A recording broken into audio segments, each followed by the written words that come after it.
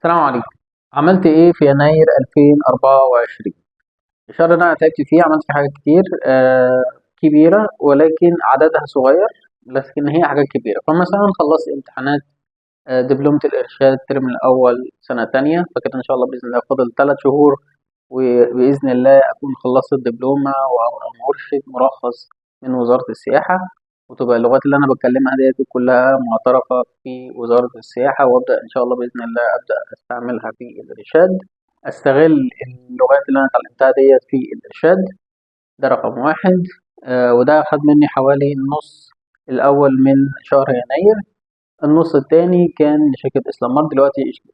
إسلامار ترافل على اليوتيوب فيها 14 فيديو باللغة البولندية.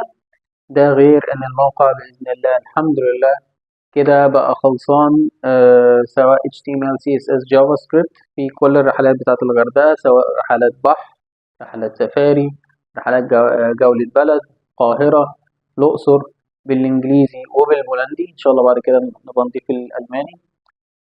فعلت أول حملة إعلانية على جوجل أدز، وخلصت كورس جوجل أدز من قبل كده، فعملت أول حملة إعلانية لجوجل أدز سيرش، بحيث إن اللي يعمل من بولندا أي حد بيبحث عن مصر أو رحلات لمصر أو أي حاجة فيها رحلات لمصر الموقع بتاعي يبان.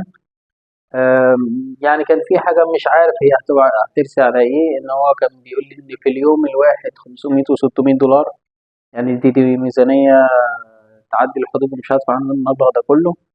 فالمبلغ اللي أنا حاطه لما سألت تشات جي بي تي، المبلغ اللي أنا حاطه يعني بره الميزانية اللي هو حاططها، فالله أعلم النتائج هتبقى عاملة إزاي، بس الواحد بياخد بالأسباب.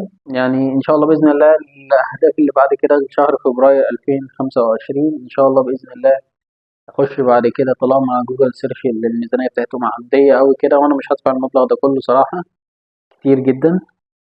500 و 700 دولار في اليوم ده مبلغ كبير جدا. فإن شاء الله بإذن الله علشان يبقى تسويق للموقع اللي أنا تعبت فيه، الأقل شوية هو التسويق بالمحتوى. شفت فيديوهات كتير عن التسويق بالمحتوى، إن شاء الله بإذن الله أعمل 20 فيديو بالبولندي، أشرح فيهم المتحف المصري والأهرامات، يعني الآثار الفرعونية في مصر اللي اتعلمته من الإرشاد بالبولندي.